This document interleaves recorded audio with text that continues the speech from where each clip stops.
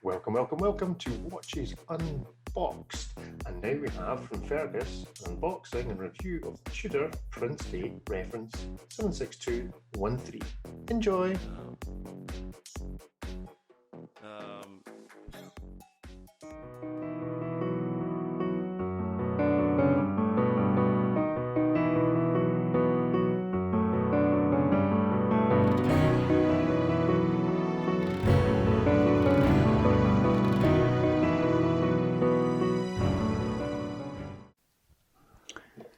Hello everyone, welcome to another Scottish Watches Unboxed video. I'm Fergus at Watchnosis on Instagram, and I'm going to give you a quick unboxing and overview of the Tudor Prince Date Day 76213.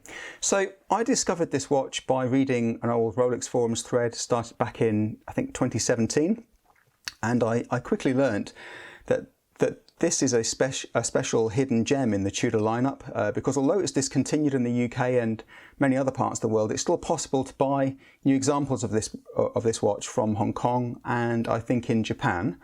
The Tudor Date Day watches were in production from the late 80s through to the early 2000s, I think, and this reference has been available since I think at least the 90s and predates the modern rebirth of Tudor by quite some time. It's basically like getting a brand new vintage Datejust, but with the added day complication. So it's basically a junior Rolex president, the vice president, as some have called it.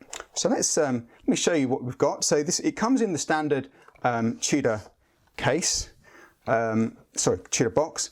So nothing particularly exciting to see here. Let me just open it up for you. I was surprised. I thought it might come in an older box, but it didn't. It came with it was brand new when I bought it. I bought it from a company called JC Station, based in Hong Kong. They were fantastic, by the way, did a great job. They sent me a video, the time graph of video, they sent me photographs. It was well packaged, came quickly. Yeah, pleasure to deal with. So brand new from JC Station. Let me just show you the watch. There we go. So let me open it up and you can see the 76213.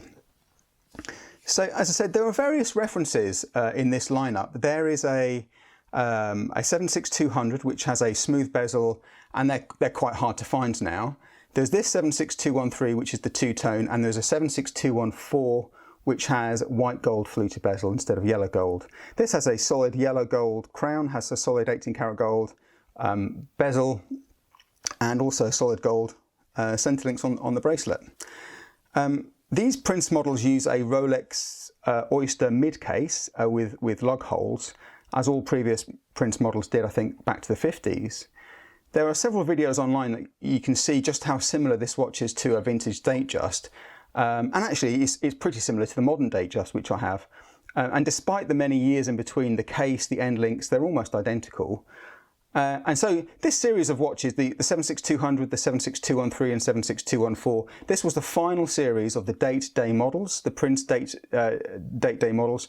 They come with, as you can see here, a kind of specific Tudor style or Tudor version of the Jubilee bracelet, which has solid links, has sapphire crystal, and as I said, true 18 karat gold fluted bezel. I think prior versions had folded link bracelets. They came on both Oyster and Jubilee bracelets with acrylic crystals and I think 14 karat gold bezels. The two-tone bracelets were originally gold plated, not solid gold, and they were 14 karat gold plated. So anyway, I bought this watch, as I said, last year when the Hong Kong dollar to sterling rate wasn't quite as good as it is today. I still got a good deal though, and I think it was a bit of a bargain really, under £2,000, including taxes, including import fees, and so on.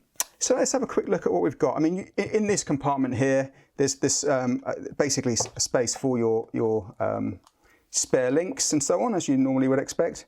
And then here, underneath, you've got the manual. Here's the tag, slightly older style tag. And here, I was interested to see this because there's the manual, and it comes with a modern Tudor warranty card. So this is, yeah, not the old style one, and so activated with 5-year warranty, which is great. All right, so let's have a look at the watch itself, and I'll take it off its pillow. Oh, actually, let me just take this watch off. So I'm wearing the Vertex M100 today. Absolutely fantastic watch. Got this fairly recently and absolutely loving it, especially on this rubber strap. So let's just quickly go through some of the specs then. I mean, it's fairly straightforward because it's an ETA-based watch, but it's the actual full reference for this is the M for modified or modified movement 76213 0012. That's the particular reference that, for this dial combination.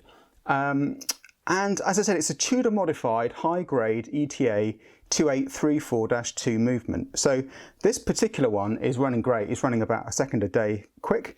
It's so it's a 25 dual movement, 28,800 vibrations per hour, 38 hours of power reserve.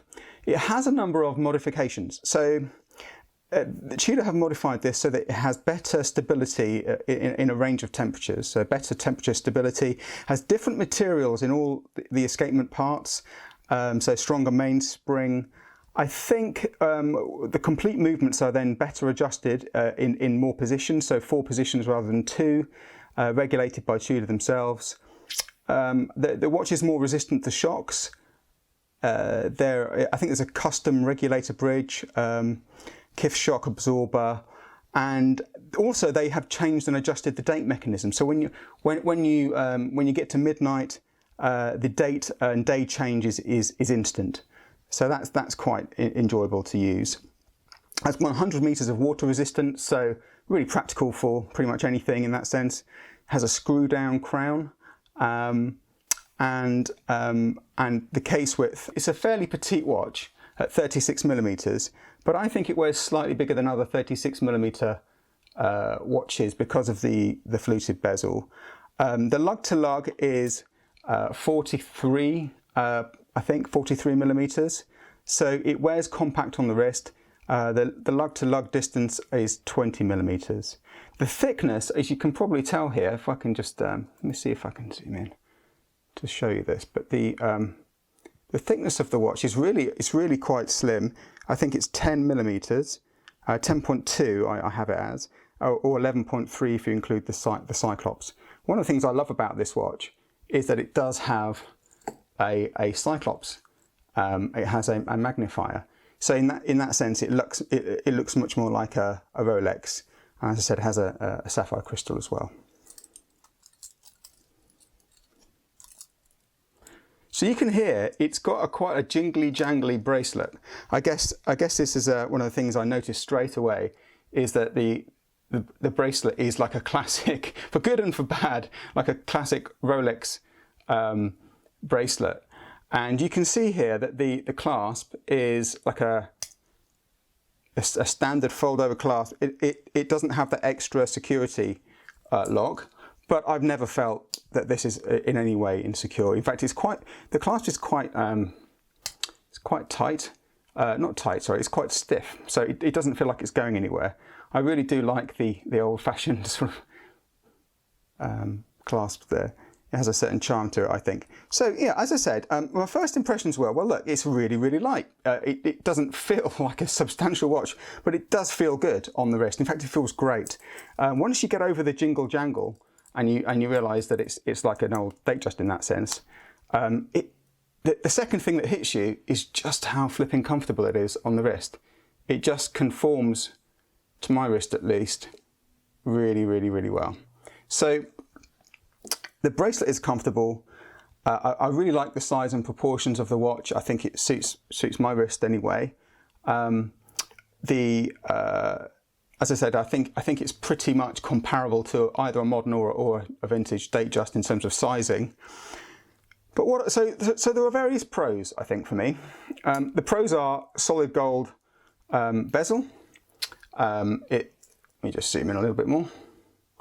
Yeah, so the pros are solid gold bezel and solid gold centerlinks, solid gold crown, which in true Rolex fashion doesn't quite line up. And I love the day-date function. I love the fact it turns over at 12 o'clock exactly.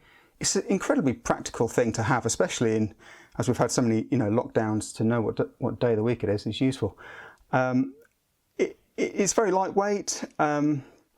as I said, the Rolex case is really marvellous. It just feels wonderful on the wrist, and I think that was a big appeal to me, was just having this perfect shape, I suppose. So as I said, it's very comfortable. I think it's pretty affordable as well for what it is. I think you're getting a really well-made, quality, good-looking watch that is pretty much like a vintage piece. It's accurate, as I said. For mine, it's about a second a day. It's a solid Tudor movement. It's secure. The other thing I haven't shown you actually is that it does have a lot of micro adjustment. So if you see here, you just give that a polish. You've got quite a few holes there to make sure that you get a good size on the wrist. And for me, it took. Oh, one thing I should say is that resizing this was not that straightforward. I took three of the screws out, no problem, and the fourth one was a kind of a major mission. So I ended up having to go to an AD, and they helped me out by taking it off. I even heated it up and everything, and it was just not budging. So I think that's just one thing to be aware of these, that they may have been on the shelf for a while, and I don't know whether the Loctite was just on too tight, but there we are. It was tough to size. So any other pros then? I think, yeah, lots of micro adjustment. Distinctly, in this case, the dial I think is quite Tudor. So I like that, it's a bit different. There are a few cons. I mentioned that the fact that it's a bit jingly jangly, that's partly because it has hollow end links. So it has the folded end links rather than the solid ones. It has a sort of non-locking clasp. It doesn't have any AR under the Cyclops crystal, no anti-reflective coating, which I didn't think was a big issue until I saw it. And actually there are times when it does impede the legibility of it under certain lighting conditions. I find it quite difficult to read the date occasionally. I think the other thing I haven't mentioned is lume. It does have lume. It's not really worth talking about, to be quite honest. It's pretty rubbish. Well, it works. It's fine when, you know, if you lume it up with a torch, but it doesn't last that long. So it's there, but it's not great. So just to sum up then, my sort of impressions, it's a beautiful watch. It looks truly vintage. There are loads of dial variations and marker combinations and bezel options to choose from. There is no direct equivalent really in the current lineup. I think there's a Glamour, but I don't think it looks anything like it, and I don't think it's anywhere near as good in my view. So it's, in that sense, it's a bit of a Tudor gem. But that's it for now. Just a quick unboxing and overview. I will be posting more pictures of this on my Instagram, no doubt, along with my other watches. So that's at What Notice, and I'll see you next time. Thanks.